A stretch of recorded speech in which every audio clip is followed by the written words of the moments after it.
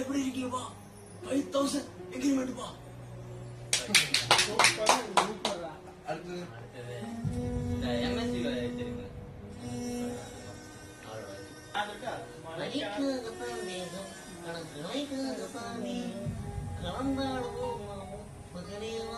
வேலை செய்யறதுன்னா ஒரு வேலை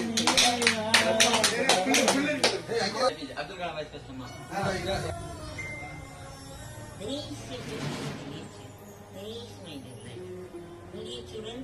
கனவு காணுங்கள், கனவு காணுங்கள். கனவு என்பது நம்